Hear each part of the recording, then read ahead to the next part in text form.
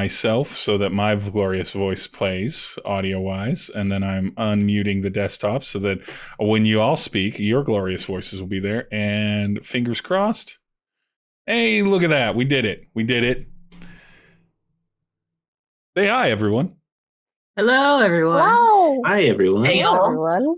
Hello and welcome to Fool's Roll, a Pathfinder 2nd edition fantasy western homebrew campaign run by myself, your game mommy. My Christian name is Steve, named after Saint Stephen, a guy that just died because he wouldn't negotiate or lie. So that the obstinance is very accurate for me.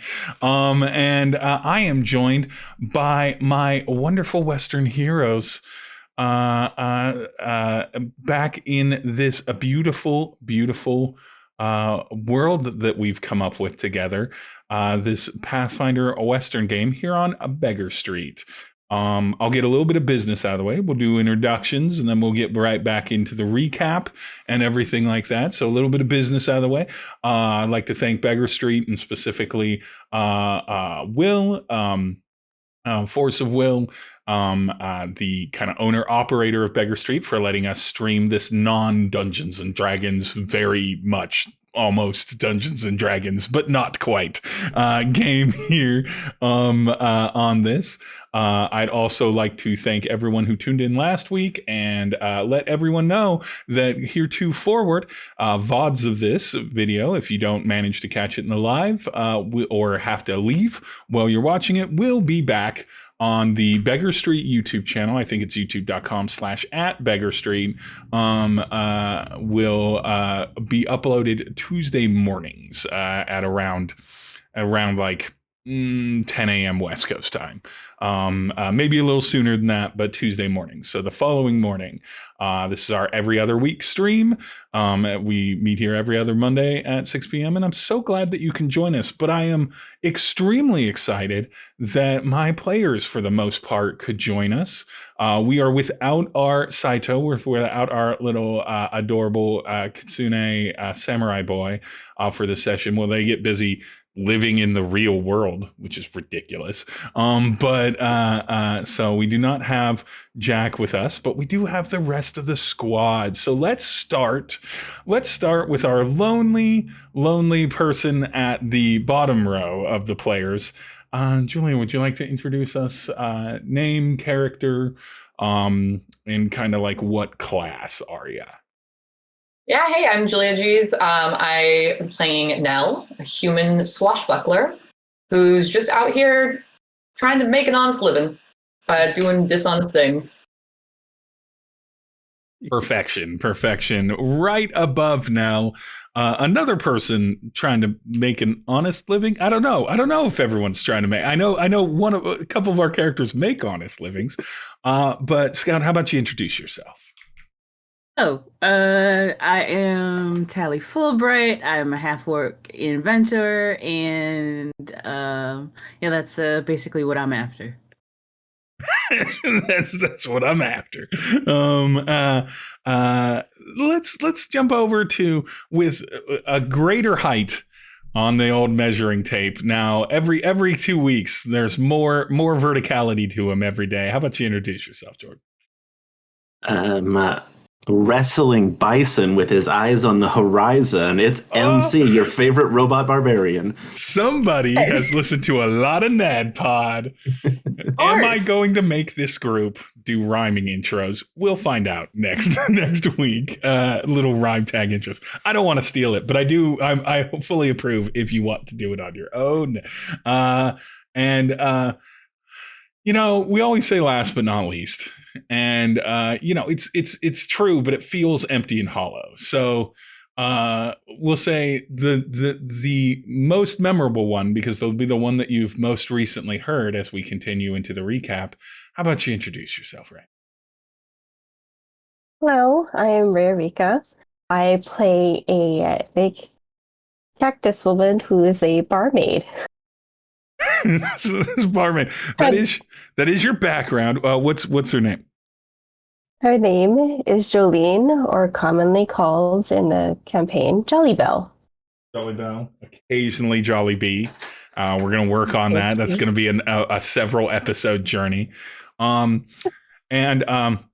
We are back in our wonderful, wonderful town of Plainsview. Now, last time on Fool's Roll, we had an introduction to all the characters, most of them at the bar that Jolly Bell works at, Happy Slappies, run by Grandpa Joe, or owned by Grandpa Joe, but really kind of run by Jolly Bell at this point. Normal day, Nell playing cards, getting a little more lucky than they should, but in an honest way this time, not a dishonest trick, just a good day at cards.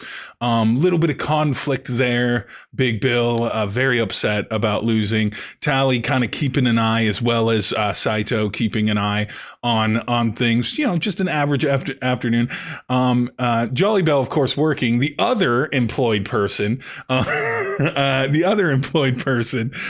busy in the body shop working on like a little bit of repair work and such in their busy day, MC across, and all of them sort of drawn together in a catalytic event that comes across in the form of a large rumbling and rustling that ended up being a herd of bison sort of stampeding wildly, not in normal kind of logical stampede fashion, through the small town of Plainsview after a aforementioned headbutt to the largest of the bison, and some gunshot in the air, some observation, and some taking care of some townsfolk. That dust had settled with a very large bison, who I believe you all named George, if I recall correctly. Happily sleeping it off at the edge of town, hopefully to either find his herd again, or maybe not reappear, but definitely not as a pet for the party. It's named bison, but I'm not giving you a bison on session 2 as a pet. You'll have to earn that. The group was gathered together when Saito spotted a plume of purple smoke from a mysterious spring off to the southeast of town. Now, when I say off to the southeast of town, I'm not talking about like an hour or two walk. It's a good couple days ride there and back. If you're being casual or like regular about it, you could probably push some well-fed and watered and rested horses to get there in one full day's ride, but it's quite the journey. And a plume of kind of purplish smoke, mysterious for this oasis filled with multiple myths and lores and rumors that had centered around it. At that, the town mayor, Rigg Timmons,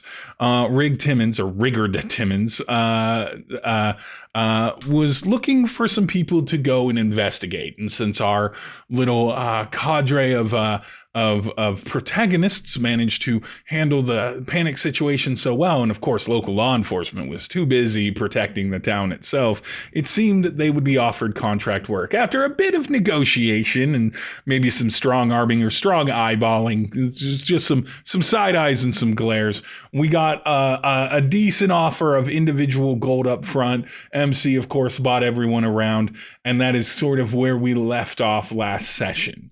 And so we returned to Happy Slappies, all 5 of you in there. Saito being amazingly stoically quiet, and in no way not being controlled by a GM and not the player. So it's going to be very minimally vocally active in this session. But Saito kind of quietly enjoying their drink of I'm going to say sarsaparilla. That's what I'm going to say. I'm just going to make a character canon that they try sarsaparilla from now and again. Jolly Bell not having to man the bar, encouraged by Grandpa Joe to head out on said adventure. Grandpa Joe doing bar bottle tricks and bartender tricks in the bar. Maybe not being very efficient with the pours, maybe not the most profitable way. There's a drop bottle here and there, but overall, most of the tricks go off without a hitch. as he kind of rubs the dust off of decades of not being the main bartender. A bunch of people in the crowd doing that, and you're all here together. You just agreed to take on this contract job. Not a new thing, certainly, for Nell or Saito, or even occasionally Tally. MC and Jolly Bell, you have like full-time positions. You're very like pivotal to the functionality of the town.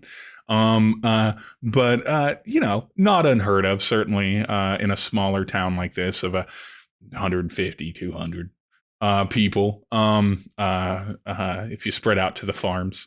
And everything. So I leave it to you all. You're all gathered in happy slappies. There's people there. It's probably, 1 in the afternoon or so, like midday. Sun's still pretty high, still pretty hot, as it always is in Plainsview, unless it's too fucking cold. What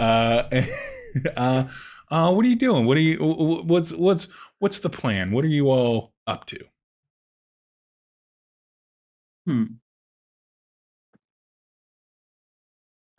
Jolly Bell is having her afternoon basking in the sun because the sun is hidden just right, and it's giving her that good Like good noontime meal.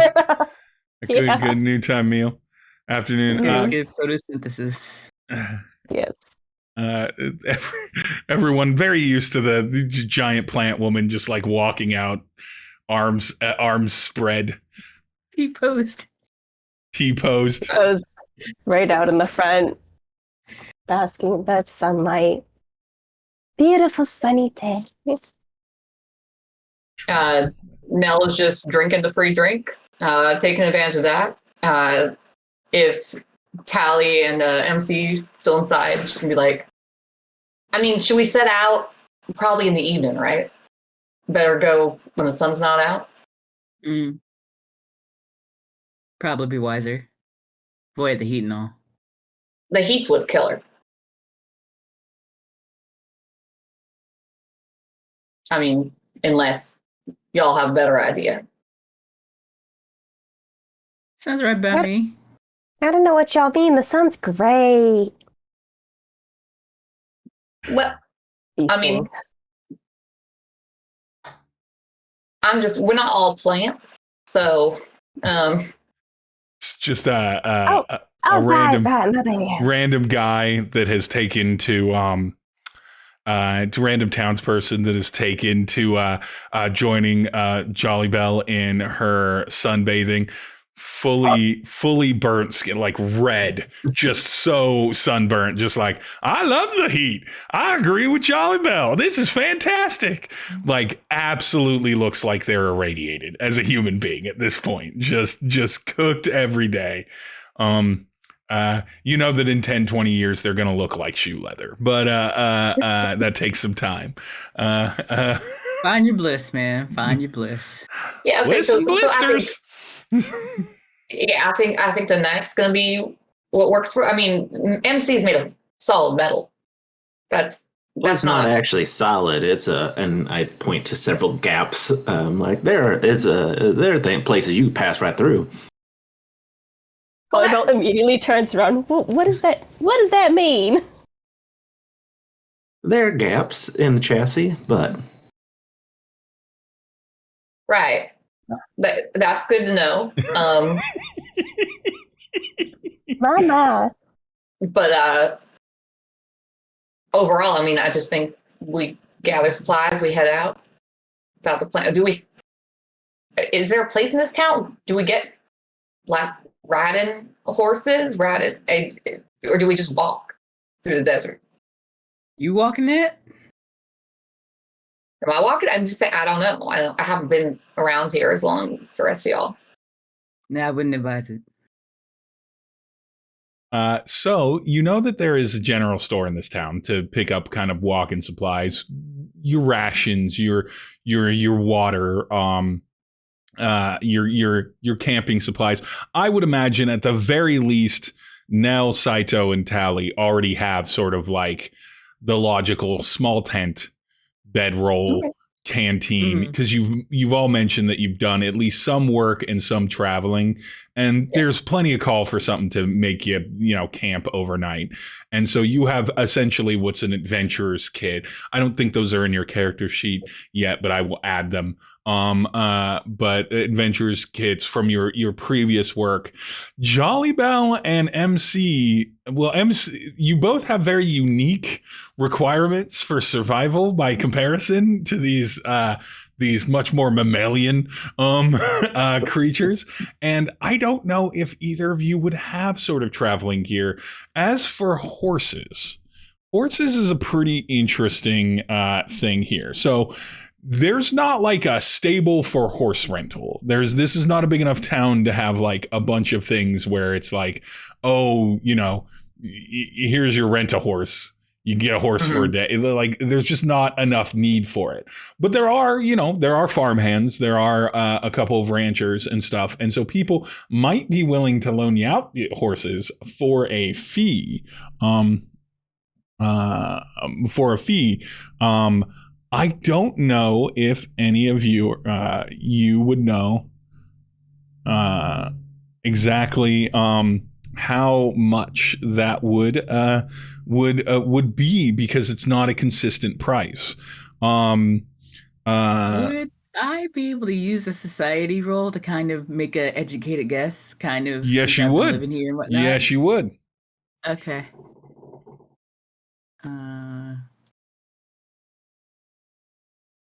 See. God, I love Pathfinder, because I'm sure it has a table for this, and of course it has. 14. We love Pathfinder and all of its numbers. 14. Okay, you would know that you could probably get a decent riding horse for about 1 silver piece per day. So 1 silver per day. So like the 5 of you would be 5 silver per day. If this was like a 2-day trip, be like a gold for for all of you to have a horse. You might need to pay a little bit of a premium for MC. MC's a little bit heavy, needs a bigger horse. You can get on bigger horses. There are bigger horses that I might need a draft horse if we're gonna be going with horses. But yeah, you could one of the barn raising horses. I can ride one of those. Exactly. And so you could do that. And so there might be a bit of a premium as well with a 14. There might be a bit of a premium for the fact that if you tell them like what it's for, which almost certainly a lot of the town will already know, they might be like, oh, well, there's a bit of a danger for the horse. So either a little bit of a premium or a handshake agreement that's like, hey, if anything happens to my horse because you're bringing it to potential danger, please give me back the horse, or give me back the value of a horse. Buying a regular horse is about 8 gold. To like purchase one anywhere. So you might get one on the cheap for like 5 or 6. You might get one a little bit more expensive for like 10, but that's about the range. And so it's not uncommon, it's a reasonable thing in a small town for people to lend each other stuff with the understanding that like, if you break it, in the case of a horse, you buy it, kind of thing. Question for the GM. Yeah. I did not roll last time for how much money I have. We're about to address that. That. All right, MC, you owned a business and have operated and owned that business. You had said it was going really well for the last several months because I haven't been at the bar. I've been so busy. I have. So I'm just going to have you roll we're going to have you roll a D. Let's have you roll a D8 for me, please. Okay. I'm also going to prep all of you for the amount of money you may or may not have kind of on hand, because we didn't really touch that. We got some gambling money. You all get an extra 15 on top of that from the mayor for this job. And I know that Nell had some gambling winnings and you were in like the 50s-ish from last time and everything. What did you get, Jordan? A 7. A 7. I would say that MC is probably sitting on something like 85, 90 gold total. That would be all of total. That's before the 15. That's before the 15. Before the 15. Yeah. Okay. So I'd say 90. You can say 90 because you don't eat, but you do spend money on booze. But then you don't spend a lot. I don't imagine MC spends a lot of money on like clothes or like other. It's not that you can't have items that you enjoy, but like it's not like you're like, ooh, an extra cushy armchair for a metal body, right? Like there's certain things that you just don't need over time. So I'd say 90 plus whatever you get, plus the 15. So you would have at this point a total of 105, less maybe a few silver for buying drinks. I'll let you make that choice there. I think Nell, you had some like 40 something or 50 something gold from it was gambling. 55. I was trying to see if I wrote it down, but I remember it being about, because I think I had 29 and then I gambled 25 of it. And so then I would have had 50. 50. And then Saito bought about 55. the watch from you, and I simply so I cannot have remember. gold for that. Yeah, okay. So so his watch was worth, I had put in 25 gold to bet. And okay, so you already converted that. Okay, yeah, that's correct. And so you have that. That is the money that you have now, because we already kind of defined it for your gambling. Plus the 15. Plus the 15. Tally. We didn't do that. This is a little bit of a character inspection here.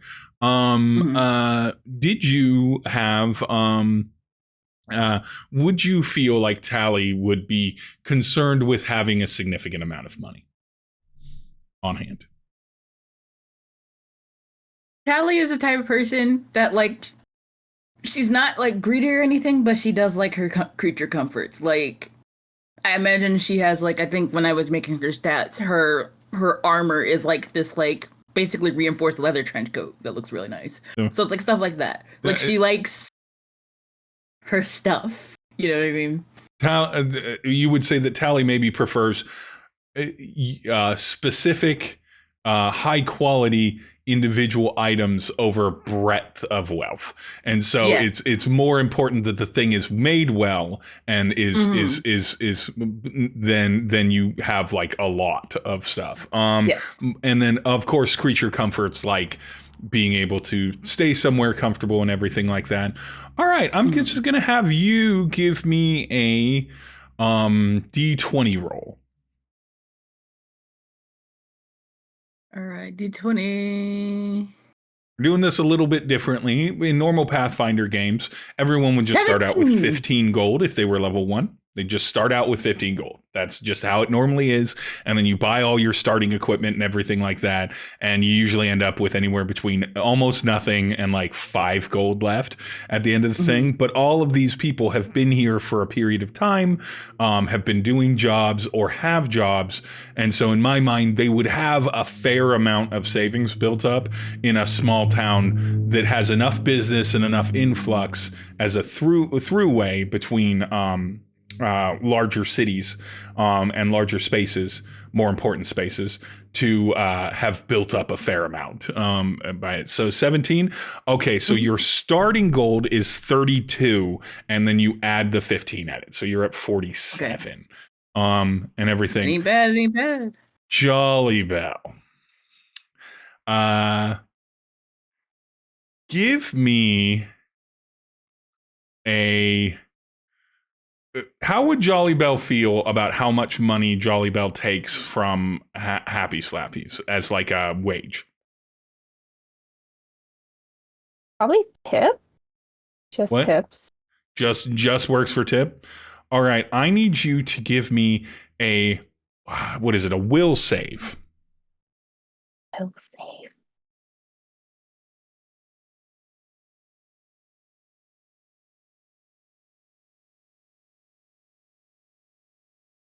How do I will save? On your character sheet, if you give me a moment, on your character sheet, it should be... Oh, I see it. Yeah, it should be on your left-hand side. I think you get a +5 to it, and I think you can just click the die to roll it and then confirm the roll. 17. Okay, I am going to roll a d20. Oh my god. Ah! All right, that's lower. Repeatedly I mean, this is actually not to your benefit. Repeatedly, Grandpa Joe has tried to push money at you, like a wild amount. He does not, there's not like property tax here or anything like that. So the building's his and it works. And you even gotten to the point where you manage the books. It's not the only game in town, but it's like the main game in town, beside the official gambling hall and like a couple other like small-ish sort of like house/restaurants where people cook out of their home kitchens and everything like that, and either open for breakfast or open for dinner kind of thing, and everything. So it's like the place that everybody generally goes to. And it's definitely the town watering hole. So Happy Slappies makes a decent amount of money. You've tried really hard for this. I'm going to have you roll me. We're going to say for you, if you could roll me a D6, please. D6.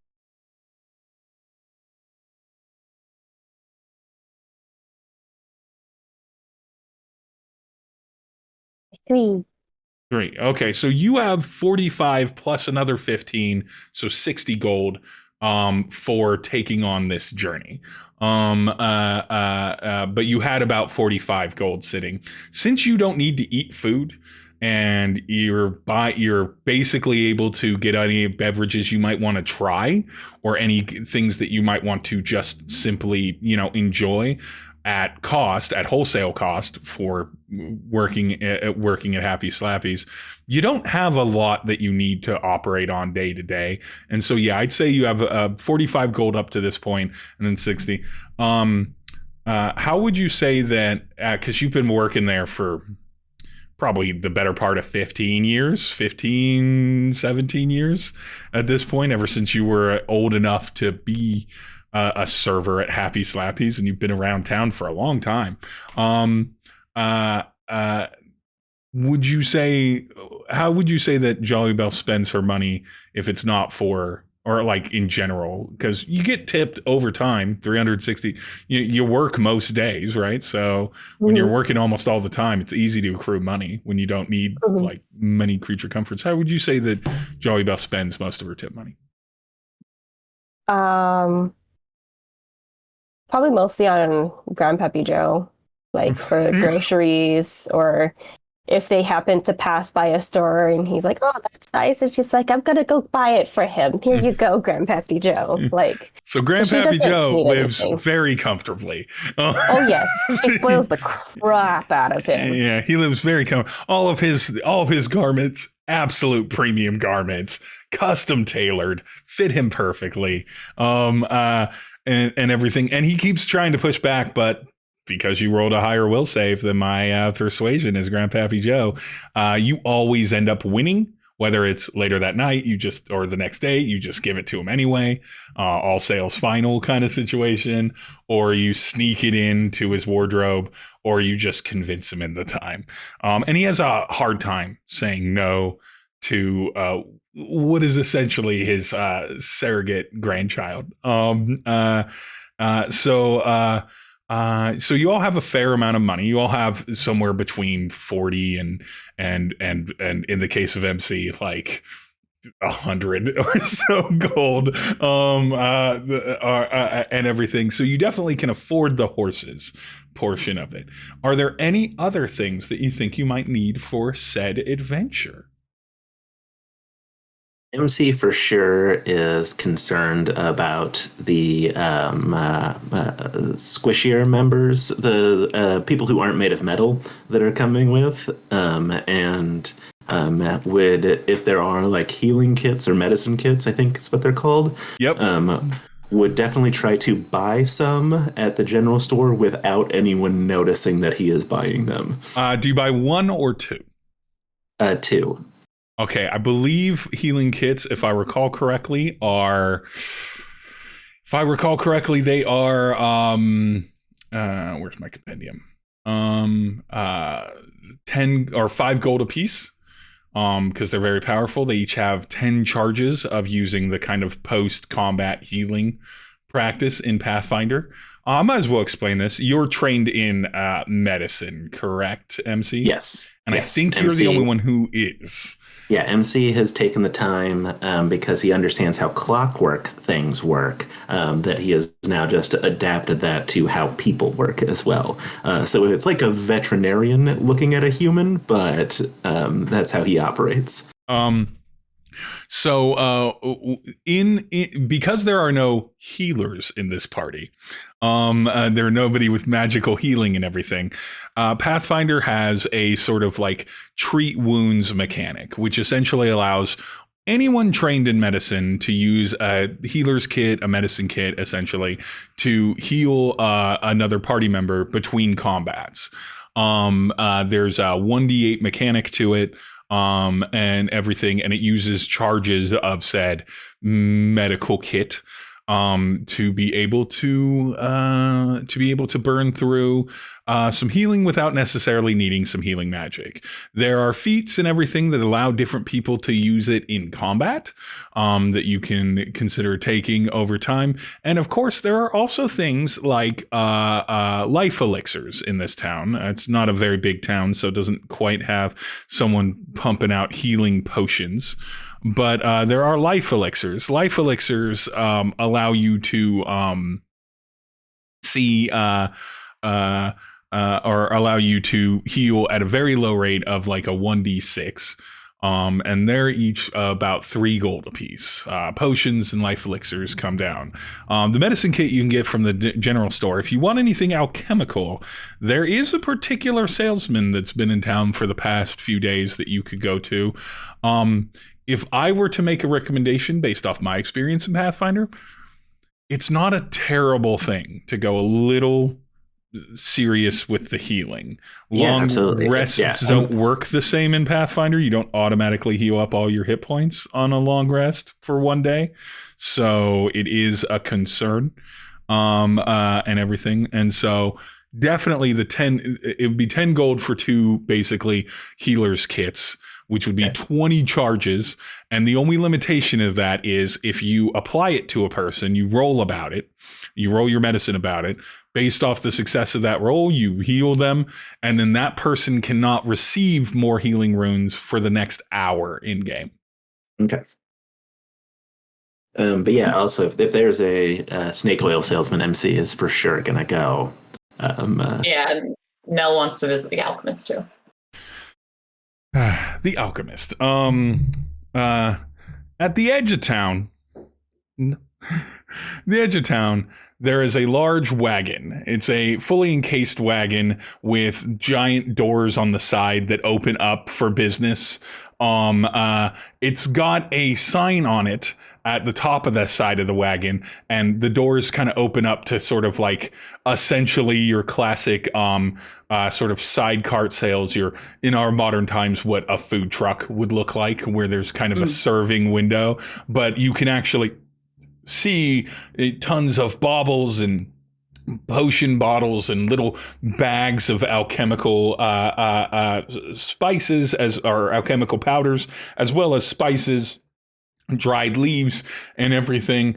And the proprietor of this a wonderful place is a gentleman by the name of Sylvester the Impressor. A terrible rhyme. Sylvester the Impressor, and it's the impressive shops of alchemical curatives. Impressive shops of alchemical curatives. And they spend a lot of time in this town because they seem to go back and forth between the two cities. Sylvester stands at about 5'3". 5'4". It's a very short man, thin Pencilton mustache. You're still looking up, but thin Pencilton mustache, tweed vest, shirt with the arm cuffs on it, dusty, worn out, sun bleached, but it was once brown, like a deep, rich brown, and is now kind of faded in the sun. Kind of felt top hat. top hat, and then various little attachments, accoutrement to his vest. Small magnifying glass, little like thin poking and measuring devices, some spoons that are sized specifically on the other side, some wax papers and things like that, all manner. And Sylvester, the impressor, sees MC and now coming. Are Tally and Jolly Bell going with, or are you elsewhere occupied?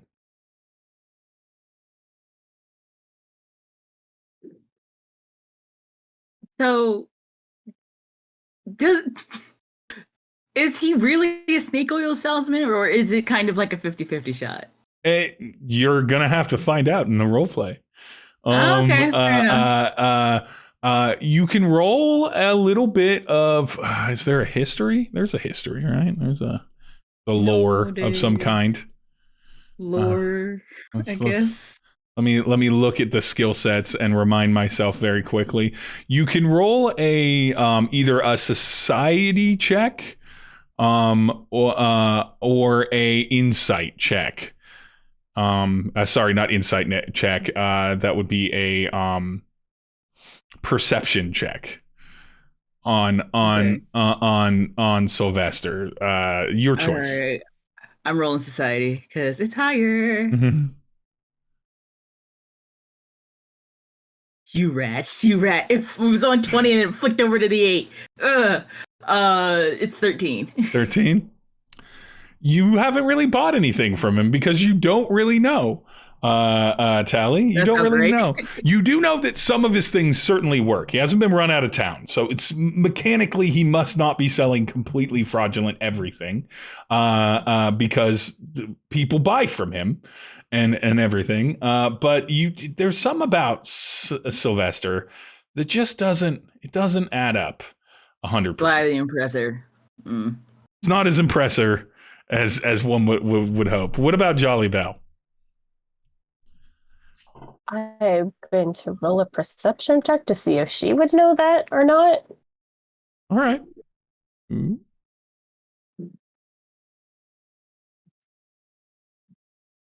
15.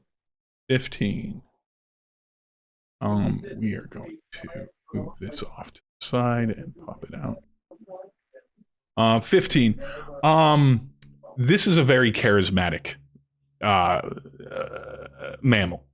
You definitely know that this is a shrewd and smart businessman. I don't know if Jolly Bell would necessarily perceive this as necessarily being duplicitous. Not that you don't work with that kind, but Sylvester doesn't come into Happy Slappies very much to drink. He mostly stays around his shop and his goods. So you've only met him a couple times. He's paid for his drinks. He's made small talk and conversation. He's never been in a bar fight that you can remember in the tavern, or in the saloon. So you don't have any reason to necessarily suspect him. I think Jolly would go along because it's like a field trip to her. Yeah. At this point, you're off the clock for now, because you're officially on adventure time. MC, I assume, probably doesn't roll about it that much. I'm just making a guess. MC's like, whatever. I'm sure it's fine. What about now? Now, do you want to make a roll about this? No, just wants to talk to him. No. So Sylvester sees the group of you approaching, and it's like, oh, the heroes of the day. Excellent. I've already heard news of you handling the hubbub that happened in town. Fantastic. What can Sylvester the Impressor do for you? What fine accoutrements, baubles, and wares might I provide you from my rolling pavilion? Got anything special? Like just like what's the weirdest thing that you got? The weirdest thing that I have. The weirdest thing. All right. Well, the weirdest thing I have. Thank you so much as a player for making me just invent this. The weirdest thing I have. Oh, weird, strange. Hold on, just a moment. And he tucks down underneath where you can see him, because he's on the inside of the wagon cart. Kind of tucks down below the counter, pops back up, and reveals a necklace. And the necklace has a dried, kind of preserved hand from some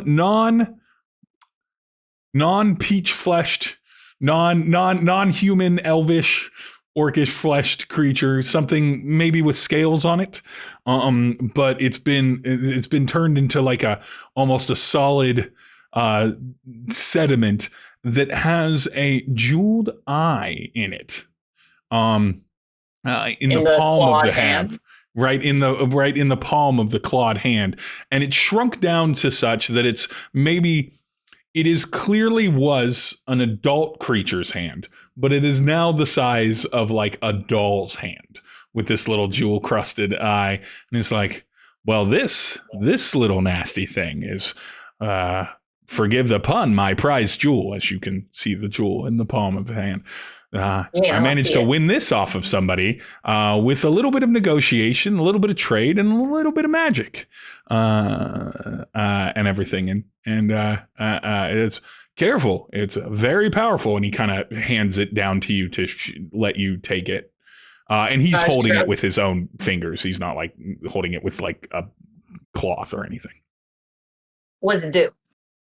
That is something that I, Sylvester, do not know. I've yet to be able to have this appraised.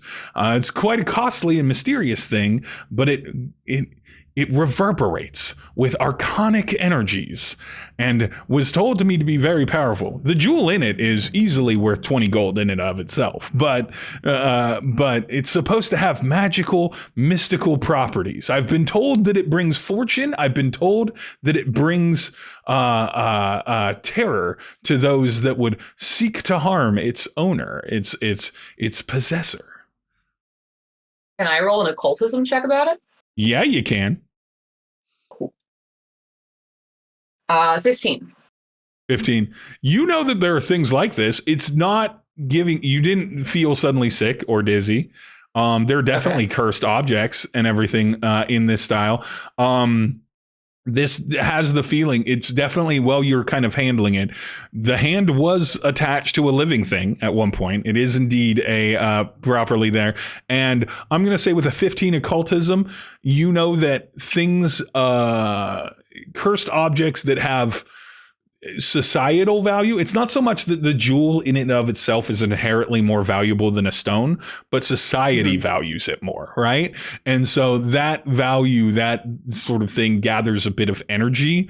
And so when cursed objects of higher value are or rarer things are imbued with magic, they are more powerful than, say, if you had just gotten like a ragdoll and cursed the ragdoll, and the ragdoll would feel imbued in magic. Like I get a magic energy from it. I think with a 15, and with you being non-magical, I don't know if you can really sense. I am trained in occultism, though. You are trained in occultism. I don't know if you could get a sense of this. I think that your instinct would be that this very much lines up with other occult items you have dealt in before, you have seen before. Because as a person that's done a little bit of underground work, if you will, below board work, you've seen the occasional little curse thing or mystical thing. And this very much so, I'd say that you'd be willing to bet money that there is actual magic attached to this, that he's not lying about that. How much do you want for it? Oh, well, this is, as you said, the strangest thing, the most prized possession. I couldn't possibly part with it for less than... He's gonna roll a die about this. Give me just a moment. We're gonna roll the d20 about it. I'm not gonna keep it private. You're all gonna see where it lands. All right. I couldn't possibly part with this for less than 60 gold. But you don't even know what it does. But I know that the jewel is worth 20.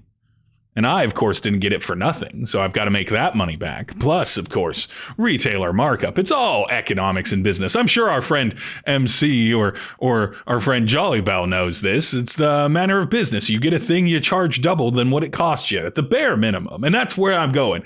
60 gold, I think, is the fairest price I could part with this for.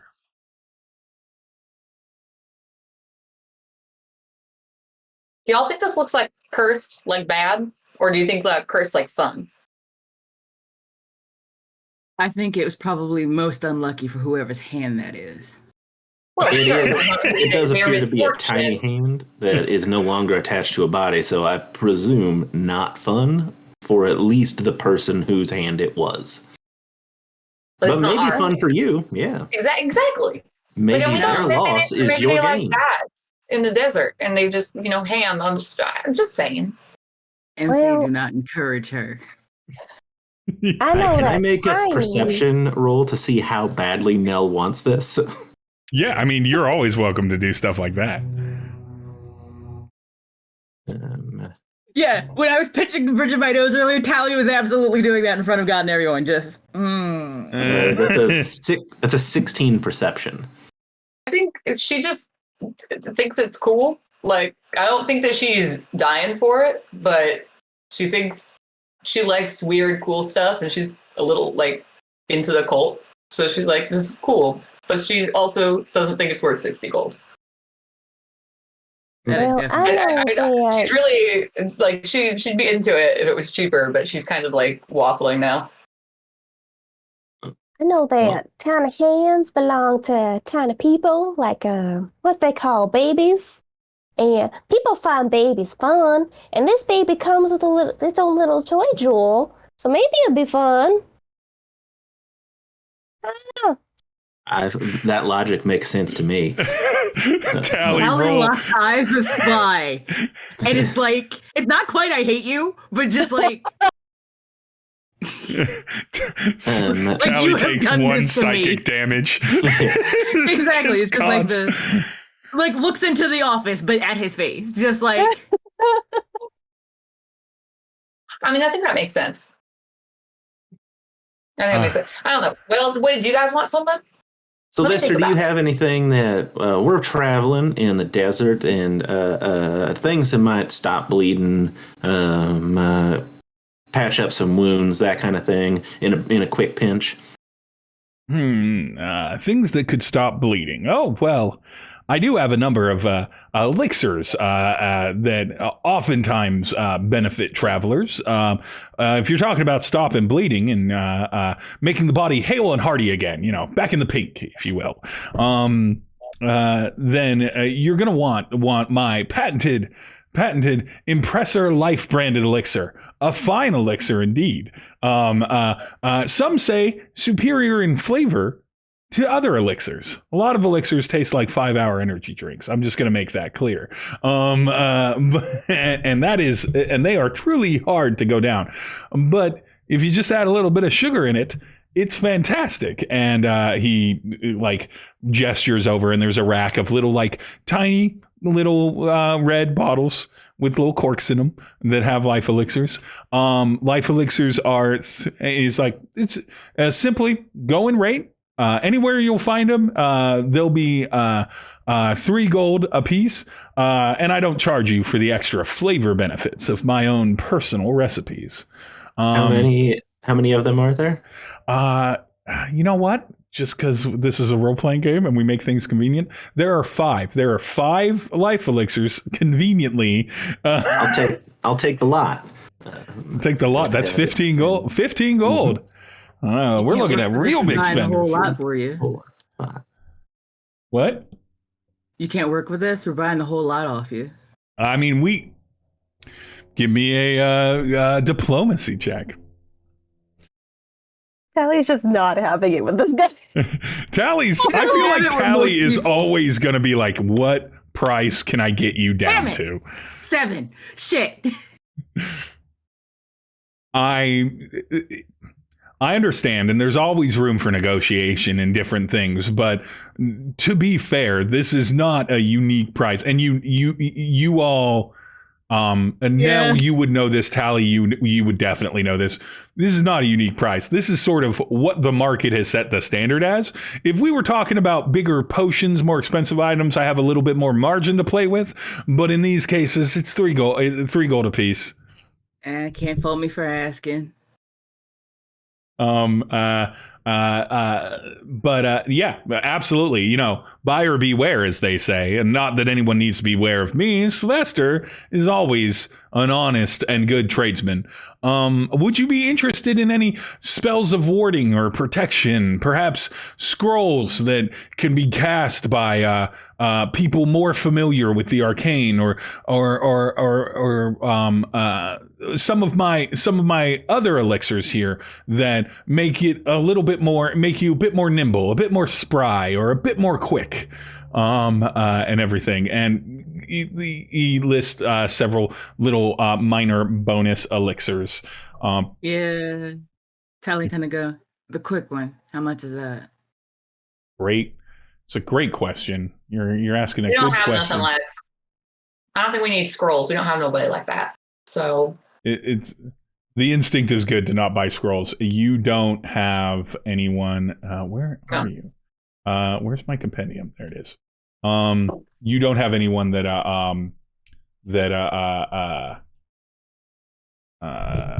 let's do elixir. Cast them. That can mechanically cast off of a scroll in your party. Yeah. One day I'm going to know how to spell elixir correct. Elixir.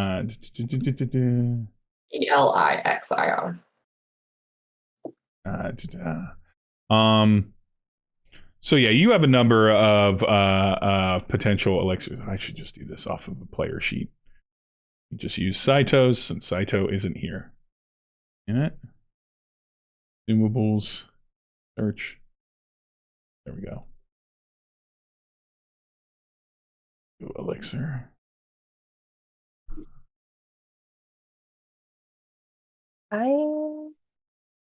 Remember range. Levels. Squeeze that down from level 30. think our God, numbers I wish. are not A level showing 30 on the fucking speed stream. potion. Did we lose video? Did we? Did we? Oh, we did. We did. I fixed it. We're good now. We good? Okay, we're good. Let me move this over to here, and then my head will just turn. That's easier. Now we won't lose video. I apologize. I covered it up. So there is a cheetah's elixir, which is gives you faster speed movement. Gives you +5 movement. All of you probably have around 25 feet of movement per like combat and everything. There is a eagle eye elixir. And that for the next hour you get +1 bonus to perception checks or +2 when attempting to find secret doors or traps. There is a leaper's elixir, which increases or lets you do like jumps for 1 action instead of 2 actions, which matters more in combat and like chase scenes. And then there is Skeptic's elixir, which he does not have a lot of, which is a you get a perception bonus, but you also get this is more on the insight side of perception. So you get to know if people are lying to you. All of these things are +1. The Eagle Eye Elixir and the Skeptic's Elixir are 4 gold apiece. The Leaper's Elixir of Life and the Cheetah Elixir are 3 gold apiece. And that is what he has. And so, and of course the Elixir of Life, which he's already sold out of because you bought all 5 of them.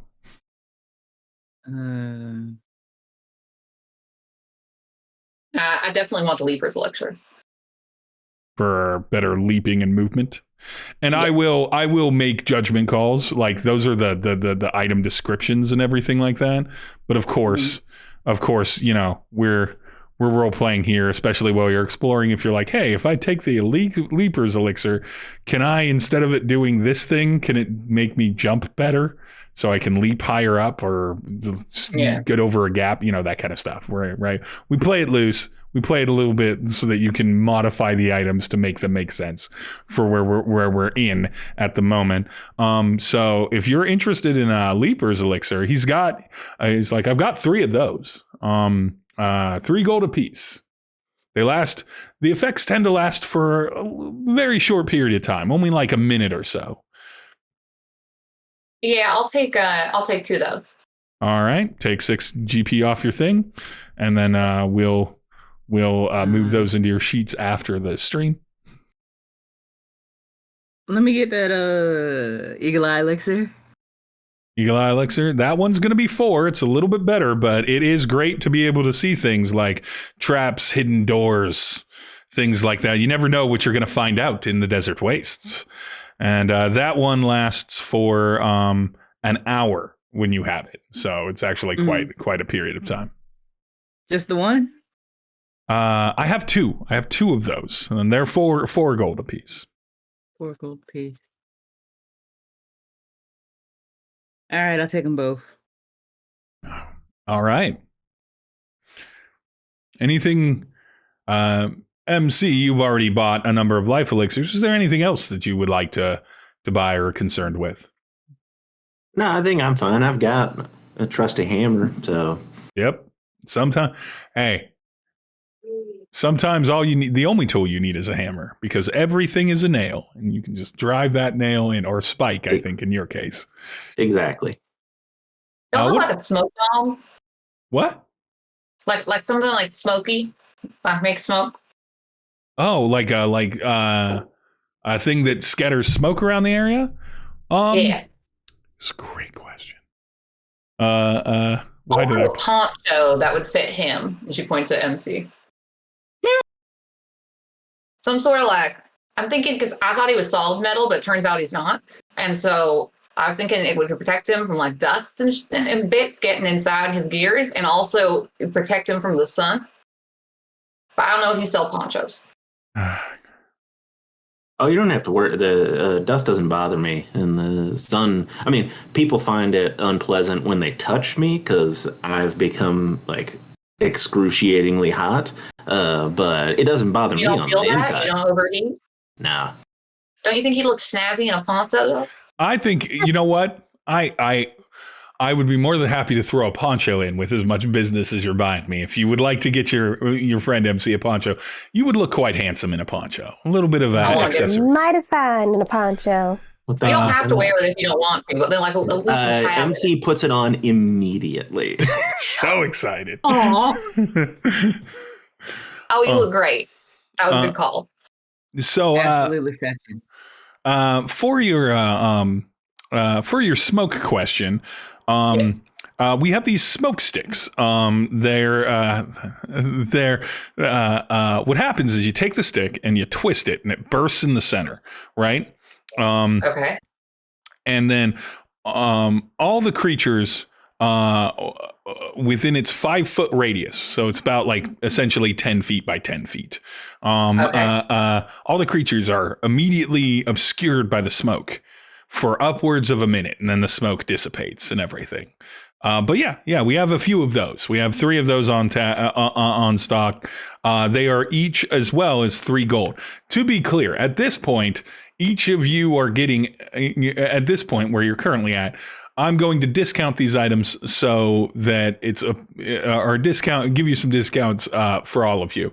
And so for anyone that's spent money, you each currently get a gold back.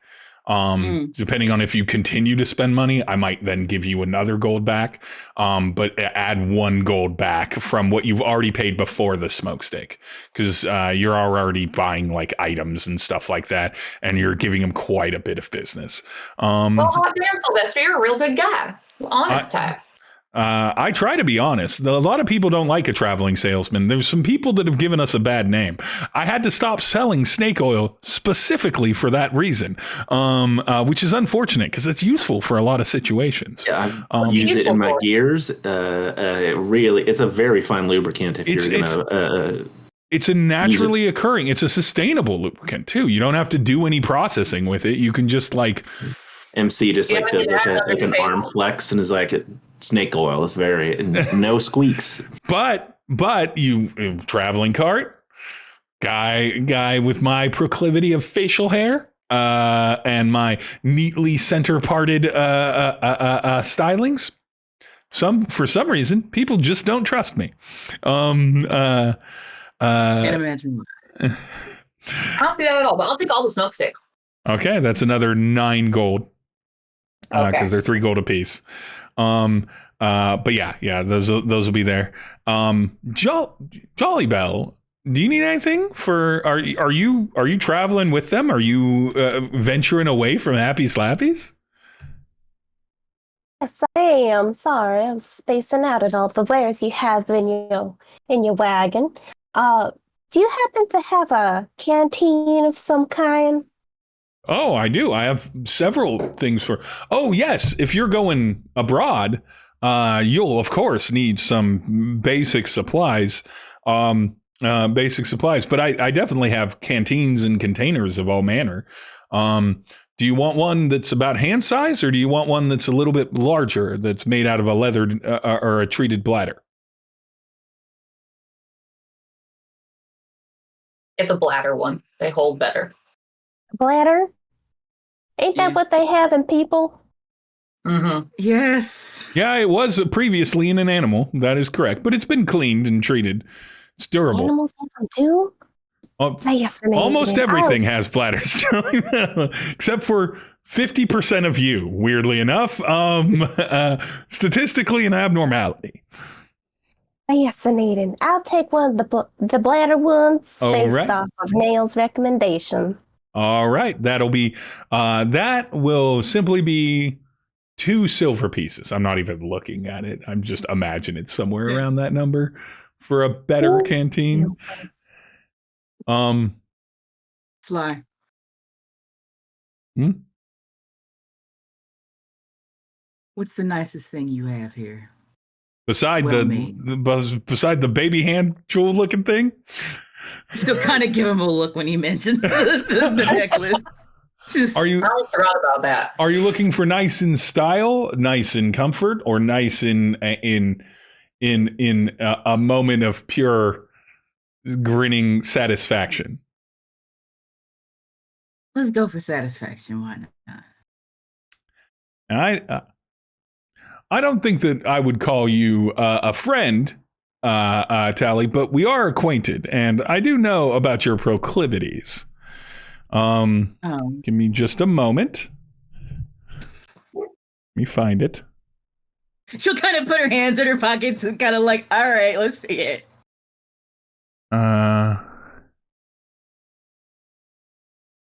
Tally, you're a fan of, what's the word? Firearms, yes, right? A little more than that, but yeah. Uh-huh. Do you,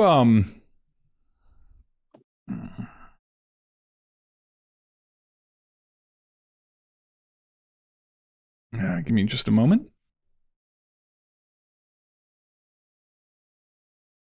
MC is just like beaming at his poncho, just like smoothing it over his body and just like. What does it look like? What's the pattern on the poncho? Yeah, decide what the poncho looks like. It's your poncho. Yeah, it's like tan and like a red zigzag that goes across the middle of it. Very, very finely woven. Sylvester impressed.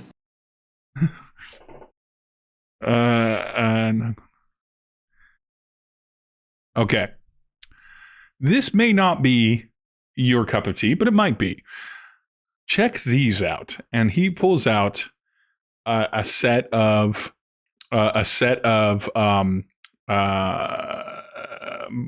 black iron knuckles, right? But they have little spikes on the end of them. This is called a black powder knuckle duster. This is an invention. I'm pulling this from Pathfinder. I'm not inventing this. Nice. I just typed in powder and I'm like, I wonder if they have anything black powder related. And they did. It's a pair of knuckle dusters with explosive charges of black powder within the hollowed out spikes that you see here at the end of the knuckles, and a firing mechanism you hold in your hand while you use it. You can see it here on the internal grip.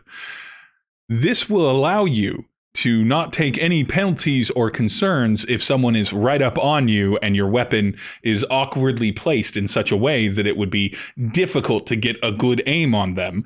And you will instead be able to strike them simply with a punch or activate the trigger and fire them. They're nice in the way that no one expects a projectile weapon to come out of a set of iron knuckles, brass knuckles, or anything else. They do have a distance. It's limited. It's only about 30 feet range, but it does about the same amount of damage either way. If you're interested, this item is for sale. And for you, I'll even give you a little bit of a discount since you're an enthusiast of the explosive variety. We'll go 7 instead of 8 gold. Callie, you gotta get that. You got it. Like, Callie has a look she gets when she starts hearing about firearms. She's definitely just like a little bit of the like just. Can I take just a look at one of them real quick? Yeah. So you look at this. I'm going to modify its appropriate damage so that it kind of matches your existing firearm because it has a base damage of 1d4. And I think your regular firearms are like 1d6 or 1d8. But it's essentially going to be essentially. I was going to tinker with it. Yeah, tinker with it. I want to see how it's built. To give you an exact description, this pair of knuckle dusters is fitted with an explosive charge of black powder within the hollowed spikes of the weapon and a firing mechanism you can hold in your hand while in use. And so essentially, it's a single shot gun, and then instead of a single shot gun where you kind of shoot out the spikes instead of a bullet. In my mind, the way that I would run this, and I'm not 100% sure if this is Pathfinder correct, is that Tally would easily be able to remake these spikes because they're just little hollowed out cones of metal. Like these. So, and everything, and then just fill it with black powder. So if we were talking in combat, if you're punching things up close, they just do the normal damage. They also give you the opportunity to do the same damage in a range of 30 feet from them. But more importantly, they take no penalty to someone being right up on top of you with a ranged weapon. And I will say that if you're using one of them, I am 100% fine with you having it equipped or having one equipped and then your gun equipped in your other hand, or if it's a two-handed gun, which I can't remember if it is or not, one equipped as well as your two-handed gun, so you don't have to like burn actions to draw or sheath or anything like that. But essentially, this is a way for you to have a thematic in close weapon that also uses gunpowder and fires and stuff like that, since you asked. Yeah, she's definitely gonna buy it. We might be friends after this slide. She'll probably put him on and just sort of look at him. Sylvester's just like, hey, Sylvester is a friend to everyone that's willing to buy as much as y'all have. Is there anything else that I can possibly provide any of you before you go? You've gotten several potions, several accoutrement, a bladder for drinking, a fun new weapon at a discount, so reduce your total gold by 7 gold, discounted, a fine poncho. Is there anything else that I can provide for any of you? So I'll give you 40 gold for the necklace. 40 gold for the necklace. Give me a diplomacy check. Okay. It's all going to come down to the die on this one. 40 gold is a lot. 18. 18. All right. I'm going to roll his sense, basically. And you're going to see it. This is with a +4. So I have to roll a 15 or higher for him not to give it to you for 40. Oh. I would love, there are other items where I have that kind of range. I simply don't in this case.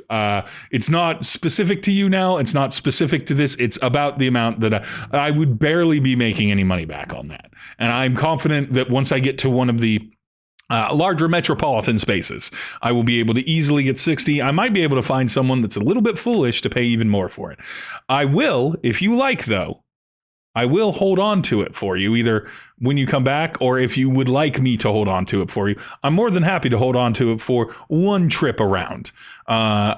Maybe get some interest and then gauge its true worth. Maybe I can find out what it actually does once I'm in one of those cities and then report back to you, and you can see if it's worth 60. All right. Tell me what it does. Maybe I'll come back and I'll pay you 60. I will. The moment I find out what it does, I will let you know. I will send it by telegraph. Mr. Sylvester, do you have anything of the knick-knack souvenir variety? Knick-knack what? Souvenir variety. I do have things with the knick-knack souvenir variety. Are you looking for a little figurine? Are you looking for a stuffed plushie? Are you looking for something wearable, like another poncho? What would you like? Like something small and wearable. About 6 of them if you got them. 6 of them if I got them. Okay. I love that how 3 people's heads just went like this at the same time. That's 6 of them. He starts looking around and it's like, oh, here's this wonderful things. These are polished stone that have been turned into jewelry by a vendor along my traveling route. They make several different items. There's no magic to them or anything. They're just purely aesthetic. However, I can cast, and I'd be happy to do it as a gift to you for being such fine customers. A simple engraving spell cantrip. To engrave them for you and personalize them. And they're all, and I can either affix them to a simple cord bracelet or a cord necklace. Is there anything that you would like to say on these? And they are quite just like polished, polished, kind of dark gray. They almost, color wise, they line up to about gunmetal. Gray stones that are all roughly about the same size. They're all about the size of, say, about a 50-cent piece, a little bit bigger. Or a casino chip, poker chip kind of size. And they're all just little like smoothed out stone discs and everything. Is there anything you would like me to engrave? And all of these or individually, I'm more than happy to do it. I'm deciding whether I should personalize them myself or if I should have the wearers personalize them. Because I've heard of, growing up, I've heard of the other children making something called friendship bracelets. And so I wanted something to commemorate the occasion for all of us. I've never gotten to do that before. So I'm going to get one for each of y'all, and I'm going to give one to Grandpappy Joe for me going out on this adventure. So y'all can decide if y'all want them personalized them yourself, or I'm just going to put a little ducky on them because that's the Happy Slappy insignia. I'd be honored to have the Happy Slappy Ducky. Of course, Ducky, absolutely. I'm gonna get a little bison head. All right, but 1 bison head and 5 duckies on the stones, please. Well, Is it too late? Can I change mine to the bison as well now? Yeah, I love that. Whatever you want. Hold on. Oh, can you put them on both sides? Exactly. That's the great minds, Jolly. Great minds, Miss Jolene. Great minds. And you. It seems that Sylvester has some magic to him because he is in fact casting this essentially comparative to thaumaturgy kind of spell. And waves his hands over him, and he does a perfect recreation of the Happy Slappy brand duck on the one side, and then on the other side, I'm gonna roll. This will be a +2. Nah, he's a merchant. I'll +4 him. +4 to this on how good he is at bison. 15, solid, iconic little like bison head on the other side. And now these almost poker chip looking discs have the stone discs have the duck on one side and the bison on the other, and he fixes them to necklaces or bracelets, as is your preference, whatever your individual preference is for those, and distributes them out to you each. And it's like, fine, a fine way to mark an occasion. Certainly, if you're going about in the desert, certainly something to celebrate, prepare for. But auspicious moments in time in the history of people should be recorded, and this is a way to do it. And he hands them out to each of you. They're literally stones with cords on rocks. So I'll take a silver piece for them as a lot, and we'll call that good. He's such a just the best snake oil salesman you ever met. He's fair. He's honest. Snake oil is the only thing I don't sell anymore. Have you heard of this magical healing substance called mercury? No. No. He doesn't actually say that. God dang it. Yeah. And then everything you buy is coated in lead.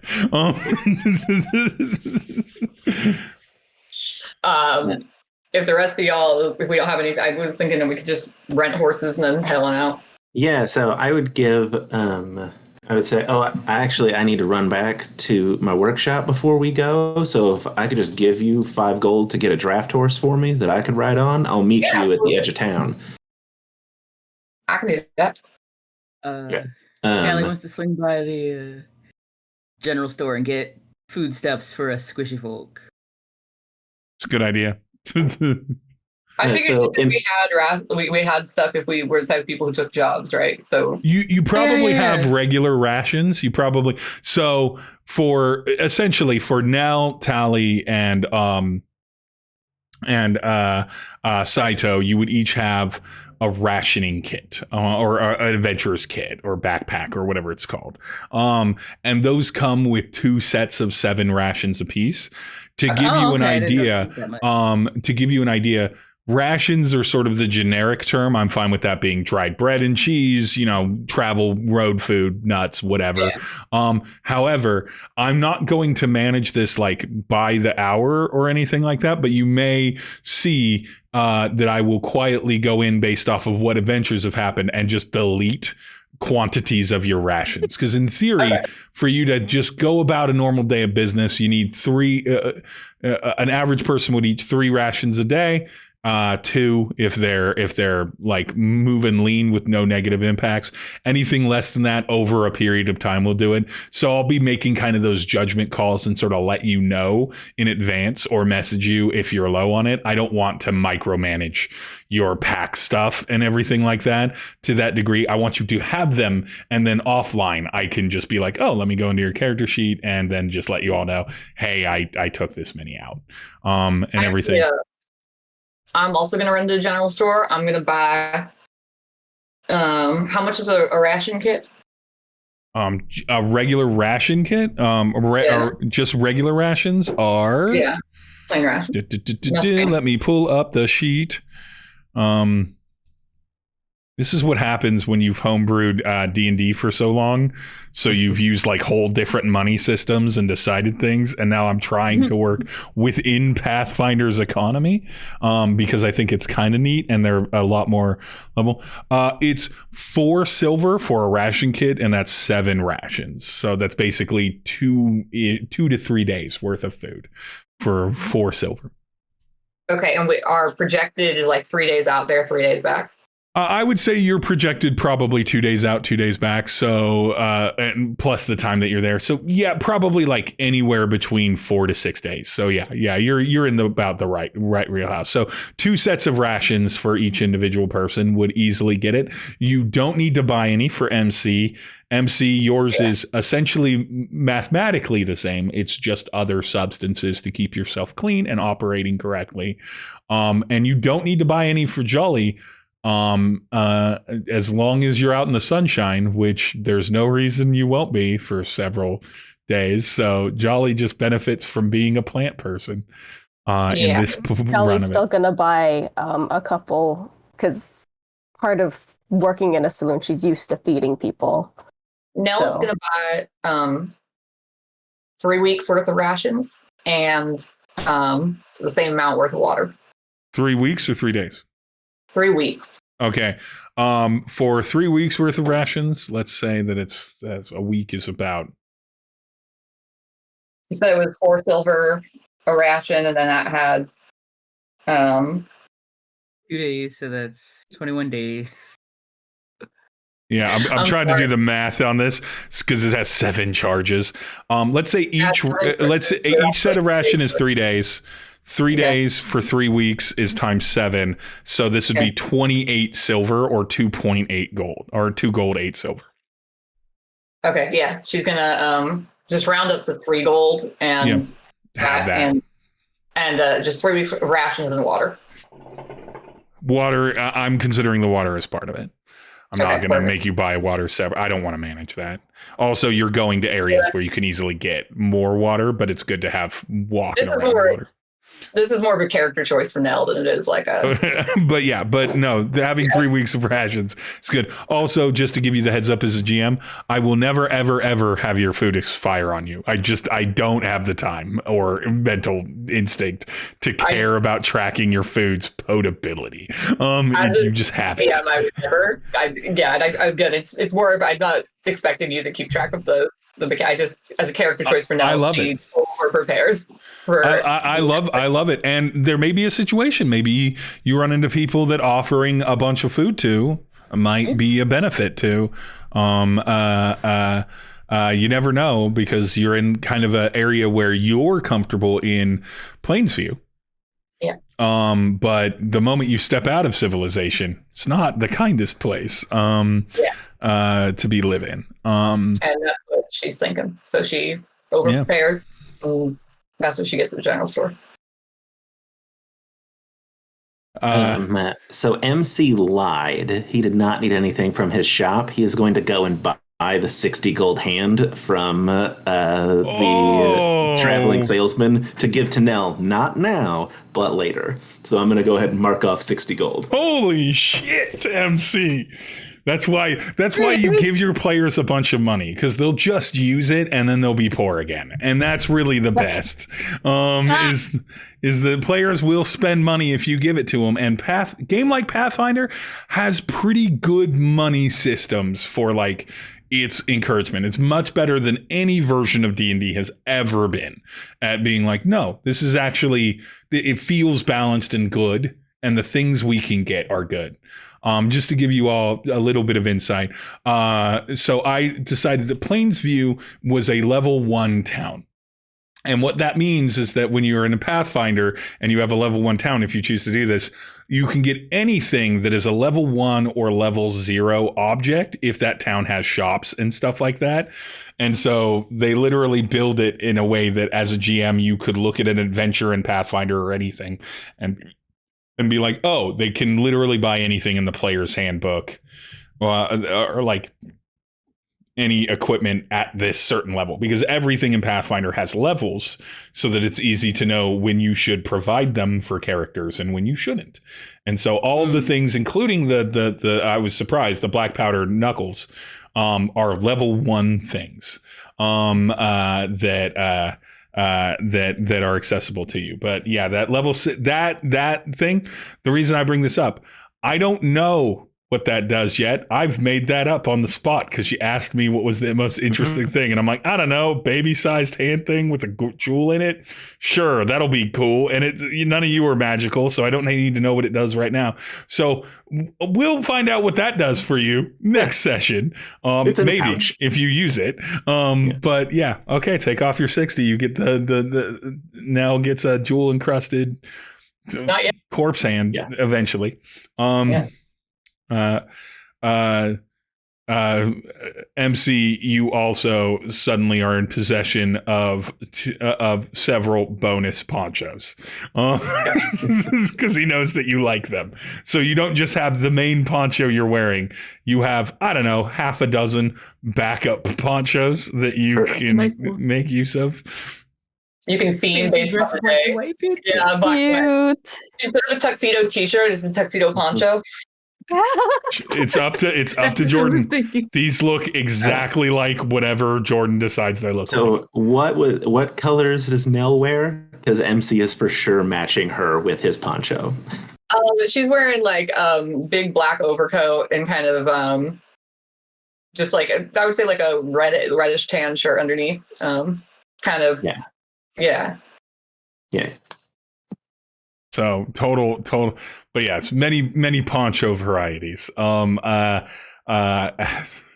there, okay, so that's what MC does. Nell and Tally have gone back to the general store. I assume Jolly probably joins them. Offline, whatever Psycho wants to buy. Yes. Jolly wants to pick up what? Oh, rations, because she's used to feeding people. Used to feeding people. Yeah. Again, a set of 7 rations are 4 silver, so multiply that by whatever you want, and then you can let me know how many. I'm good with it. They have unlimited rations at the general store. Yeah, then MC meets up with, I assume, the rest of our group with horses, because I figure we're not running that scene. Yeah, we're not running the horse negotiation scene because we did a lot with Sylvester. We just take the horses, whatever the price is. The horses. I had the horses up. Where were the horses? 5, I think, right? Yeah, I think it's. Damn it! 3 silver for a pencil, and then 5 to buy, 5 gold to buy. Yeah. So yeah, a regular horse. A regular riding horse is 1 silver per day, so it would be like, say, 5 silver to rent them out for each horse. So that would be for the 5 of you, that would be 20, normally be 25. For a horse that would fit, it's actually perfect for a horse that would fit MC.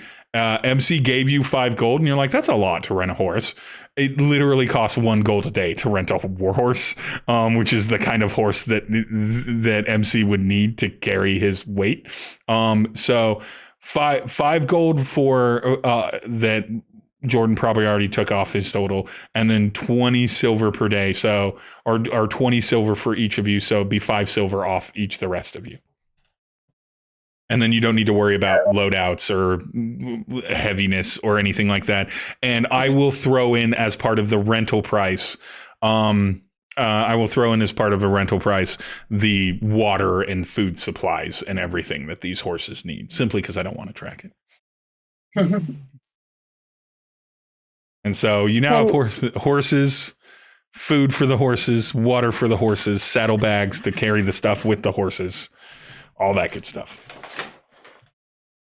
I think someone was going to ask something. I was looking. Oh yeah, can Jolly go back to Sylvester and see if he has like a basket with a long strap on it, like a picnic basket, but it's got a.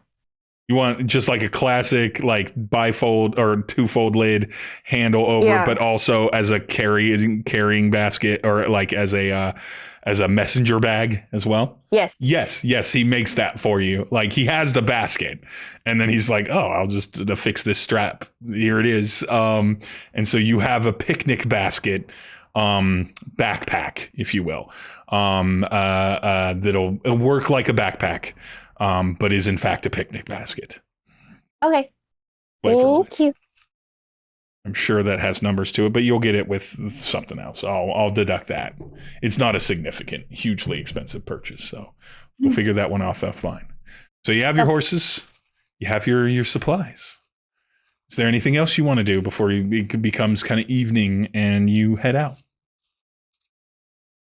I think off screen Jolly quickly goes back to Happy Slappies to give Grandpappy Joe his little necklace rock coin thing before they head out. We'll do that off. Grandpappy Joe is down to his boxers and an under tank top because like it's before dinner rush and he's playing cards with some people and they're obviously playing strip poker and he's doing okay. The rest of them are in similar levels of undress and everything, and he's like, oh thank you so much, Jolene, you are an absolute treasure, and I wish nothing but the best for you on this adventure. And if anyone gives you trouble, you just murder them. Okay? You don't question it. Just murder them. I want you to know that it is perfectly morally correct that if something is becoming a problem that could risk harm to you, and that harm doesn't always have to be physical either, feel free to kill it. Just stomp it out, stab it, shoot it, cut it down. That rules are different from outside of Plainsview versus inside of Plainsview. If someone's mean or if someone's cruel to you inside of Plainsview, we have repercussions. Just no. Do not be afraid to hurt things. Sounds good, Grandpappy Joe. Also, try not to lose your boxers out this time. I just bought you a fresh new set just the other day, okay? I won't lose them. We're not gambling for the clothes. We're just taking them off if we lose. I get to keep all of my clothes this time. I learned from last time. Okay, I'm glad. Grandpappy Joe just continues on, puts the necklace on, puts it duck side facing out. Gotta care about Brandon. And then goes back to his card table as you all head out. And now let me bring out the thing. So we're gonna shift over. I'm gonna close some things. And we're going to go. Actually, let me make sure that this one also is correct. I think for MC, we got like a big Amish style, like mule workhorse. Yeah. Some sort absolutely. Of amalgamum equine. Yeah, like a extremely large, muscly, big ears. It's not necessarily the prettiest horse, but it is the largest horse most people have ever seen. It's just a jacked bulldog of a horse. Yeah. There's someone on TikTok who does like a horse rescue for like old Amish horses that have been like worked really hard their entire lives. There's this horse, just like the biggest, largest horse I've ever seen in my life. When it walks through the barn doors, its head like grazes the top of it. Oh my goodness. Oh my gosh. That's a big horse. Short man, big horse. Yeah, MC needs so much assistance to get on the horse. You want to rope there? The horse comes with a stool, naturally. Yeah, the horse over. Or is Jolly like tall enough to just... I don't know if she's strong enough to just... So MC is the weight of a large-sized creature in the size of a medium-sized creature that's a short for a medium-sized creature. So I don't think Jolly Bell could easily just push him, but the group of you could help him up. There's stools. The horse is also used to kind of lowering itself down a little bit for riders and everything. So we won't make you roll an athletics check every time you try to mount your horse. I'm great at athletics. You are. You can feel free to if you decide to do it on your own. You're welcome to roll an athletics check about it. For fun, we gotta see how it goes. And I bet Jolly Bell has to have like that's a unicorn. That's a natural 20. Natural MC 20. Just leaps onto the horse. natural horse. Hey. Perfect, natural cowboy. Loaded legs. Just so well. Yeah. Well, I was gonna say Jolly Bell, but you have to have the like the what are they called? But the padding people wear for when they're riding so that your little spikes don't hurt the horse. Oh, she can retract them. Oh, she's perfect. She's fully as prickly as she wants to be at any given time. No. Convenient. Makes it easy for me not to have to think about that constantly. Which I deeply appreciate. So we are going to move to this. So I'm going to activate it. So over on y'all's Foundry Forge server. You should see the canyon. Game still paused. And then for the overlay, let's see if I did this right. Oh, it's dark now, probably because it's minimized. There we go. Look at that. Okay, they can see your mice, but that's fine. So for the overlay, there we go. So what we have, does this make that go dark? Okay, as long as I don't minimize it, we're good. We are traveling. Welcome to Pathfinder with the Foundry VCT on a Forge server. What you all should see, and what the audience sees certainly, is the kind of traveling out. You are traveling by night. Let me address that, actually. You're traveling by night. You know what? I'm going to leave it light for now, but I'm just going to show you what's going to happen. So you will have to come up with a lighting solution. We can run that, but it gets a little bit darker and darker as you go out toward evening. Yeah, it gets real dark. As you go out toward evening, but you've decided to travel by night. You travel for the first couple hours. It's a normal kind of road trek. The kind of plains that you're on have light brush and everything kind of around them, but they don't have anything too intense. They don't have thick growths or anything like that. It's very sparse here. You get toward what you know as the Thin Water Canyon. And Thin Water Canyon is kind of a long, several miles north and south canyon to the east of Plainsview. And Plainsview is kind of up. It's a little bit up above like seawater elevation. And then it kind of gently arcs down until it hits canyons on either sides, or the lake bed, the dried up lake bed off to the northwest, and other various scenes and sets. But here in Plainsview, and I'm just going to bring it today again so it's easier to see. But here in Plainsview, you see you're all fairly familiar with this. This canyon does and will fill up with water during kind of flood torrential rains in the rain season. It will also have other kind of dangers and such that could occasionally kind of crop out of it. This is probably where the real wildlife of the area begins to go to. Right now, the Thin Water Canyon is living by its name. It's got a kind of a trickling stream, nothing super significant or anything in it, but definitely working toward its drying up season. So you're in sort of the last days of it. And so I'm going to unpause the game. And so in an orderly enough fashion, you should be able to either use your AWSD keys to move, or click and drag your characters around. You might notice that some places it won't let you move to while you're dragging around. At least it should. That's because there are invisible walls up that prevent you from going in certain directions. And so each square in this version is about 15 feet. Perhaps sometimes invisible walls will or won't work. There's certain breaks in those walls as well. I've turned off Fog of War because I don't want to further confuse you all at this time. But for now, I see Jolly's gone there. We can kind of narrate as a group, because I assume you would kind of travel as a group. You arrive sort of to the top of this, and you know that there are certain paths that you can go that are a little bit more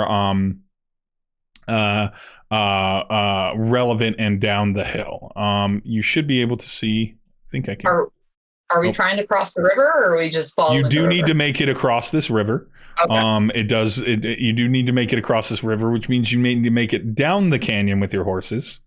Right. I think I can just, okay. So I assume you all can see the little like flashy points. Yeah. So for the first one here, I'm going to let you know that around here is a little bit of a path to get down there. But before you go wandering as far as you can here, is there anything you all want to do? What's this horse riding like? What kind of order are you in? Do you all kind of trot near each other? Are you rushing toward it? Like, what's your sort of vibe as a group? I think especially as we get closer to the craggy parts, we're going to slow down, take it slow. We don't want any of these horses to break their leg on spare rock or if ground goes out from underneath. But I think just hesitant. Nell, despite being human, has not thrown up a light source. I don't know if the rest of y'all have, but just seems to be kind of dealing with the dark. Yeah, it's a clear night. There's moon and stars in the sky. Several moons. There's 3 moons overhead at different places in the sky. So you've got... there's 3 moons? Yeah, there's 3 moons. There's one large moon that's very similar to our moon. There's another moon that actually orbits that moon that is very small. It's bigger than a star, and it's very clearly like a miniaturized moon. And then there's a second moon that sits about 3 hours of travel time away from that. And those moons sort of shift and everything on the seasons. And so sometimes the moon with the orbiting moon, the moon with the circle, will come around. Other times, will do that. And eventually, during moon's turn, all of the moons line up for a full lunar eclipse. And but yeah, there are 3 moons, 2 that are like full moon size and one that looks like what we would know to be probably like a large like asteroid like body that's just caught in one of those orbits. Okay. What about the rest of y'all? Tally's gonna be pretty careful. She's more question. If we have low light vision, do we need a light source? It's still kind of gray and dark in low light vision. You wouldn't need a light source. I would say for Tally, with as bright as I'm playing that this night is right now, Tally doesn't need any light source to see normally in like full double moon brightness, all stars and everything. Anyone that doesn't have low light vision sees like they're in low light, which means you can see a fair amount. You've been traveling for a couple hours, so your eyes are adjusted. Certainly the shadows are darker. Certainly there are things that can be tucked around corners and surprise you easier in these sorts of things. But you're not having to like take a penalty to like traveling. Yeah. But so Tally's moving slowly, kind of just to keep her eye on like the horizon a little bit, like kind of like they'll move and she'll kind of keep an eye on things for like towards where they're going or just for anything odd, like kind of scanning. Give me a either perception or survival check. Since you are scanning. We'll do perception. Oh, just to make sure that I say it during the stream. This is a map provided by our Angela Maps on Patreon. It's just one word, Angela Maps, all spelled as you'd expect it. It's not quite in the stream yet, but the map is branded on the big overlay. But just wanted to shout it out, and there will be links to that in the description. It's one of the free maps that they provide in module form for people that use Foundry and like Pathfinder and just want cool maps. So there you go. And so go support the map. 16. You see kind of a path downward. You definitely see this portion here where you can kind of get down to the next level and everything. But other than that, off in the distance, you can hear, obviously, there's some frogs that you can hear croaking. You can hear that there's some rustling of animals. There are some nocturnal creatures here, but you don't see anything particularly unique or anything like that. But you do see your way down to the next level, which would put you out like right about here. And then you would have to travel elsewhere for that. Anyone else want to do a dice roll or do something here?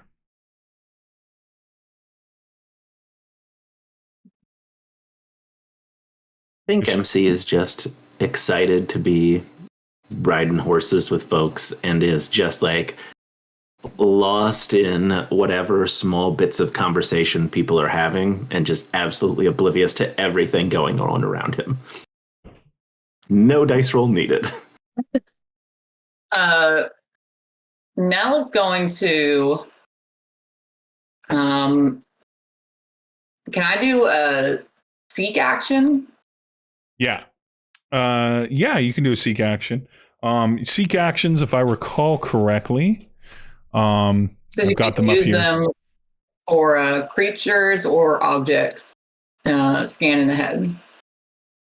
Yeah. I'm looking for critters. Looking for critters. So do the seek action. What do you do in a seek action? What do you roll? Why aren't you on Says my... the GM attempts a single secret perception check for you and compares the result to the stealth DCs of any undetected or hidden creatures in the area. Yeah, let me do that. Let me do that real quick. Yeah.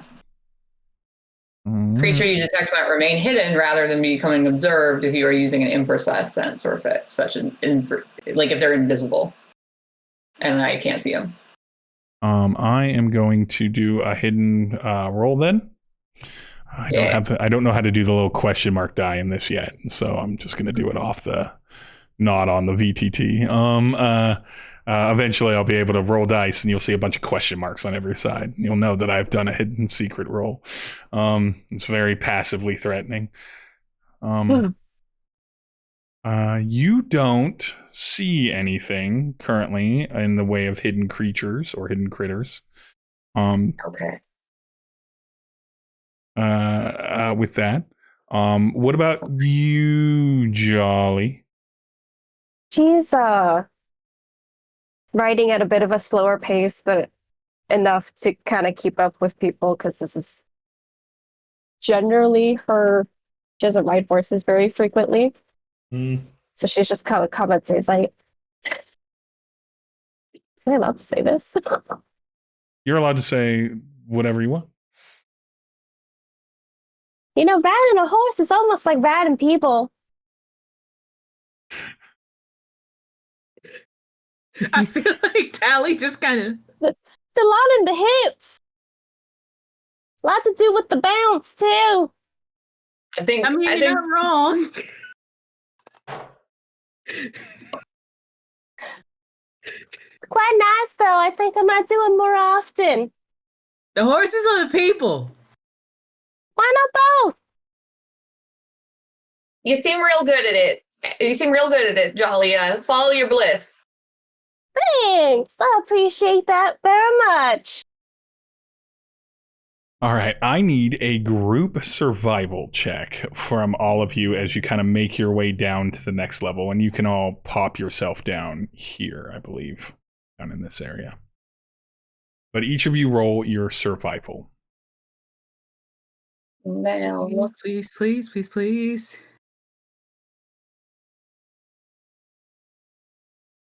I don't think so, Tally. I don't think the dice like you. Wet.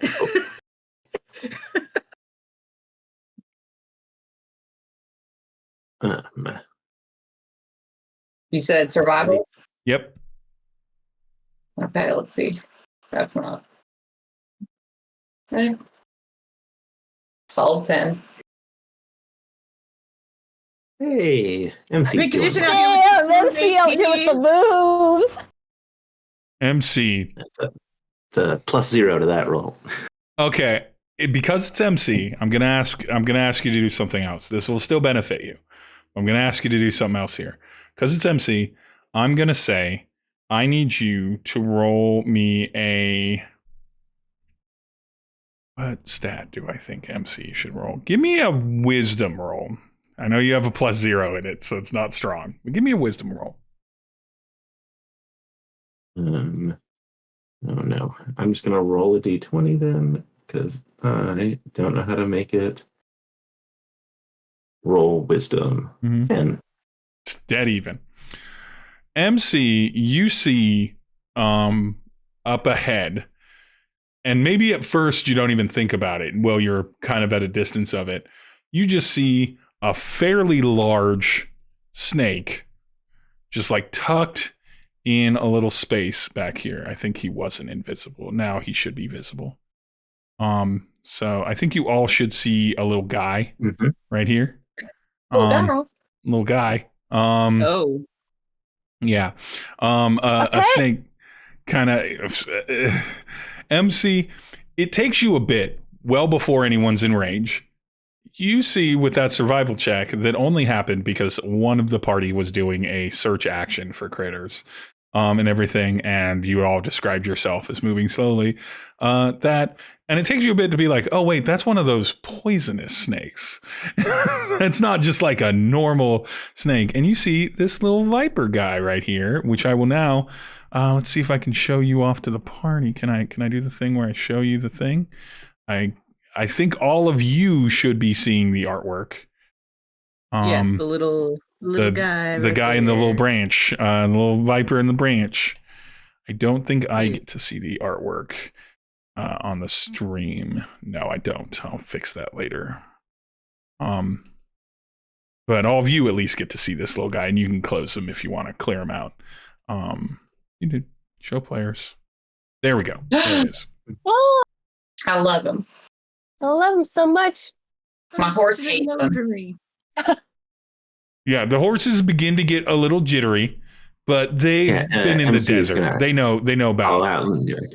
Oh, there's a snake coming up. It's one of the bad ones.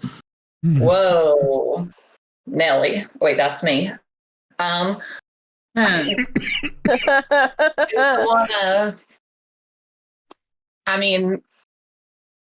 Here, someone want to hold my horse for me? Nell is gonna get down and kind of see if she can. First, do we see a path around where we wouldn't have to get near the snake? It'd be tough. You could try to dance around it, and you know that if you move slow enough and everything, it wouldn't be super threatened. But at the same time, it is a viper. It is at night. It is its hunting time. So I'm gonna try to kill it. What?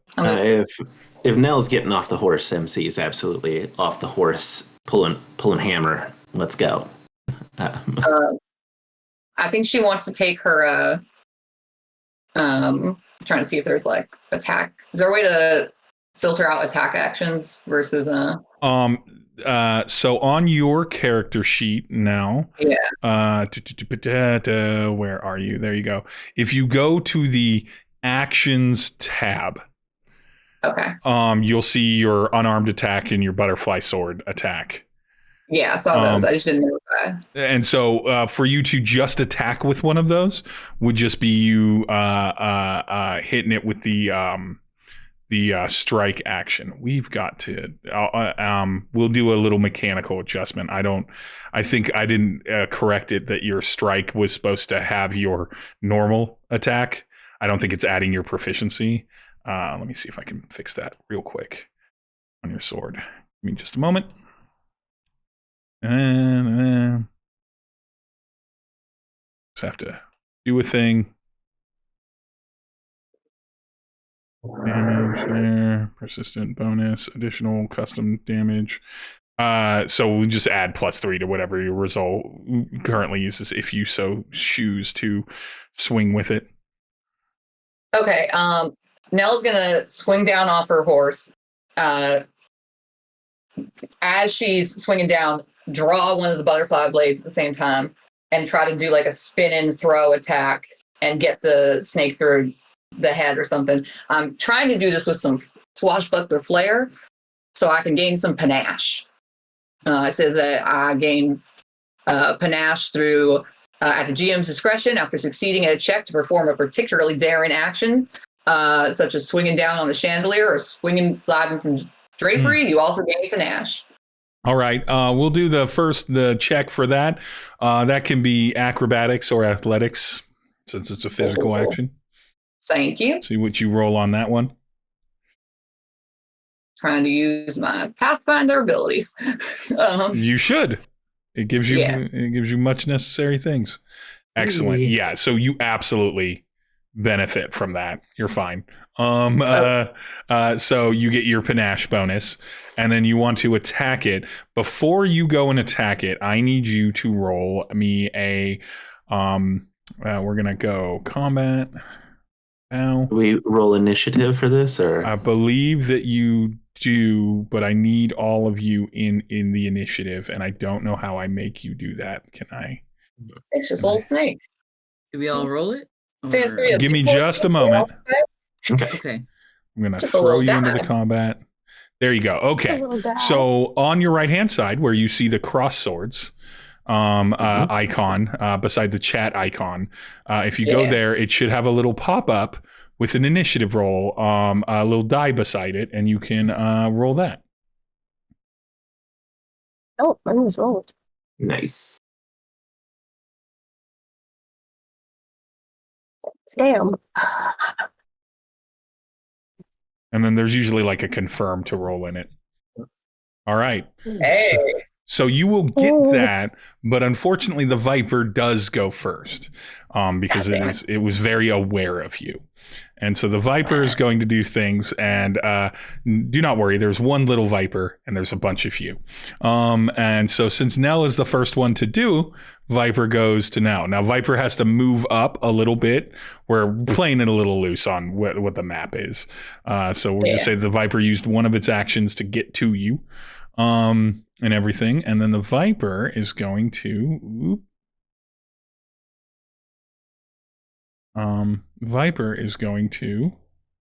attack you, and it is going to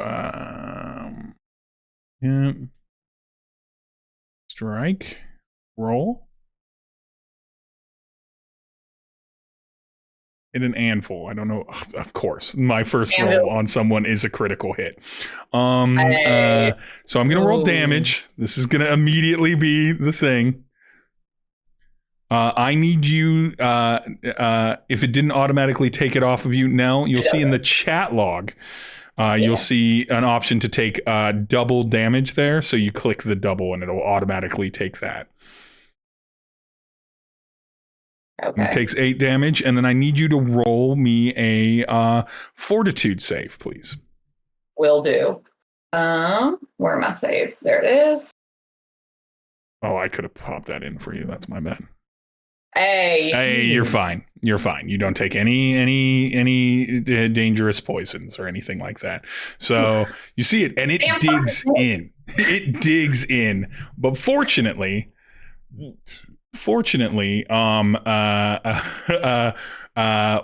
go to I'm going to, since you initiated combat, I think it's unfair to force you to go third on this, so I'm going to jump you up now. It's going to be your turn because that's all of its actions.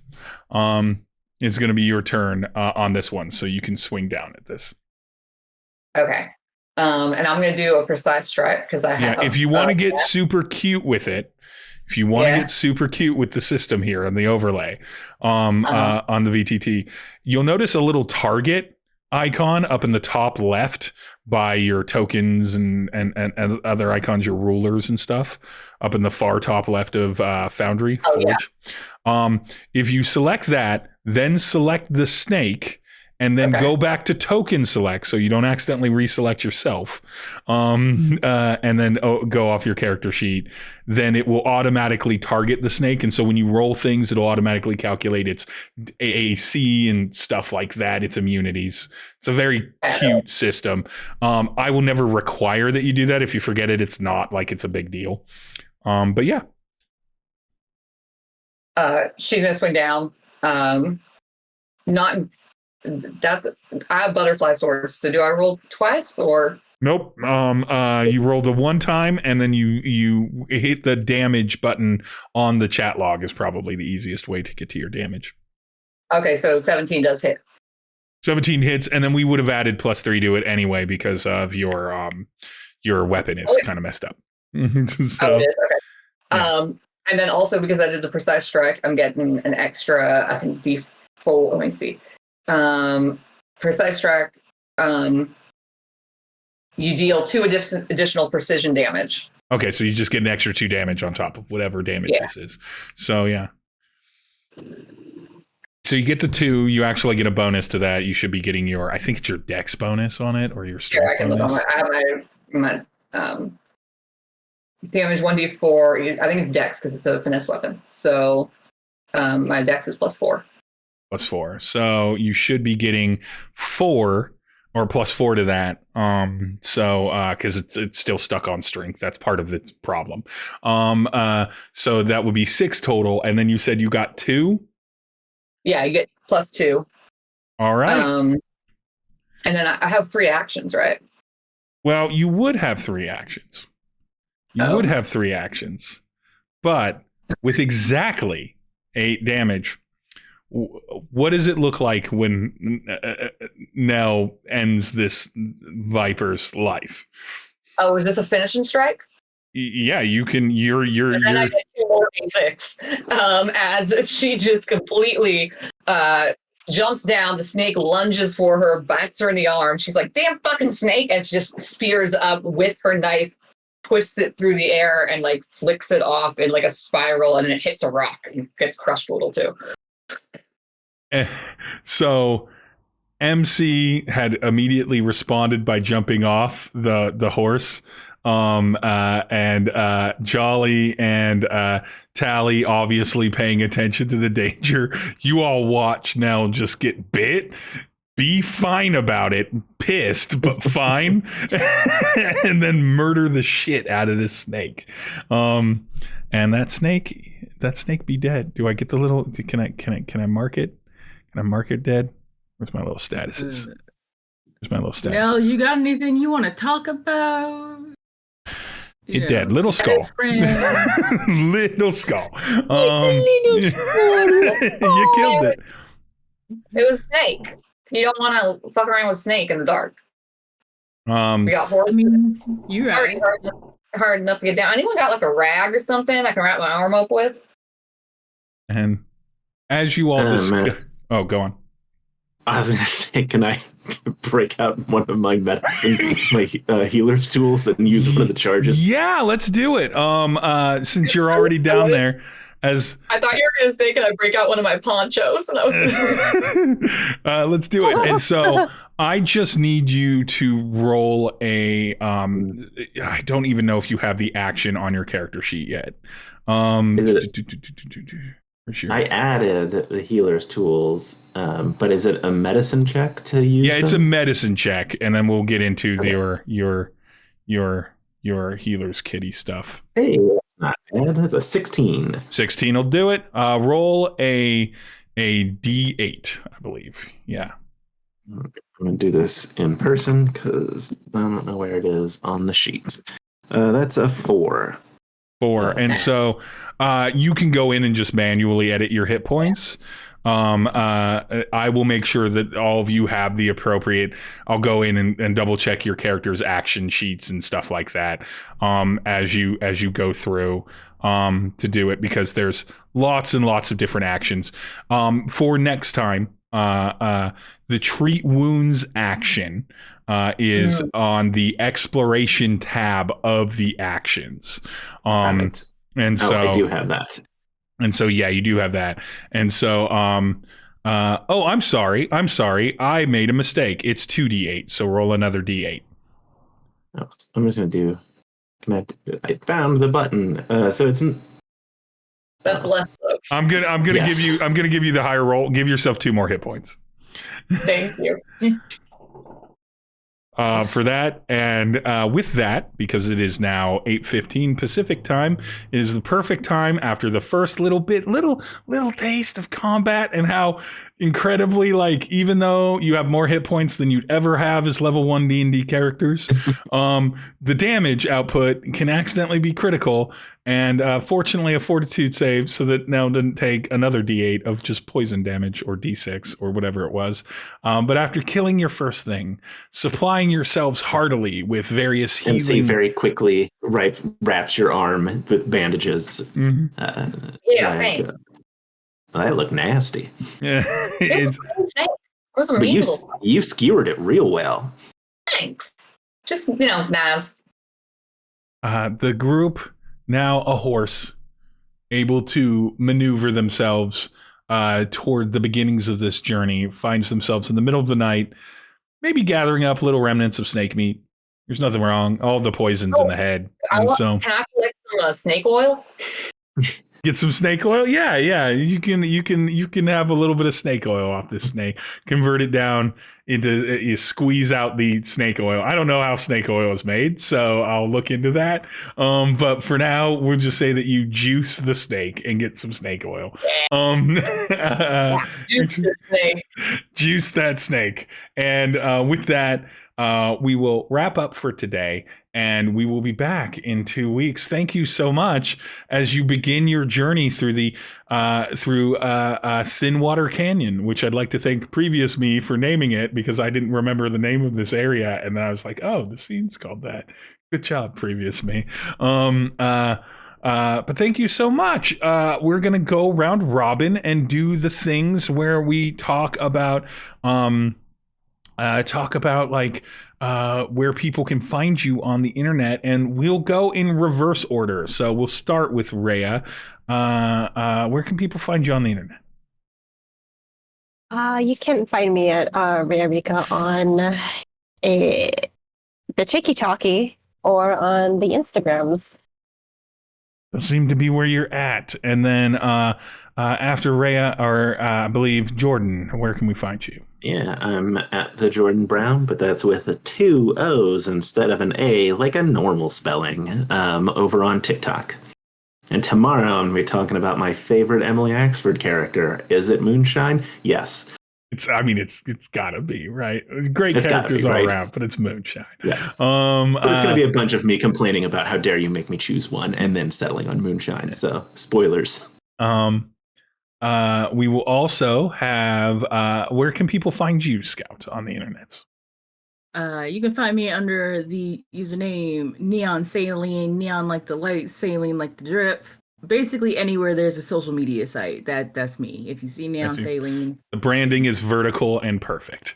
And lastly, where can we find you, Julia? I'm at G's Julia over on the TikTok. I talk about D&D stuff and also Pathfinder now, I guess. It's pretty much the same thing. It's very different in the whole actions and flourishes and things like that. And we've made it a little chunkier by using an actual VTT rather than theater of the mind. But I'm excited for you to explore this canyon and find out what you can find out and be railroaded into my dangerous traps. But nonetheless, you can find me at Dying of Exposure everywhere on social media, including Facebook if you're old. You can also find me. Normally, you'd find me here tomorrow. But we are taking this week of Monster of the Week off. Maybe I'll stream something from here where it's just me learning how to use Foundry. So if you're interested in that, I will maybe just stream that and just share my screen out and do that tomorrow. We'll find out. Keep an eye out for your notifications there. But we will be back on May 15th for the next adventure. And until then, may all of your nighttime travels not involve poisonous steaks. Thank you, and goodbye. Bye. Bye.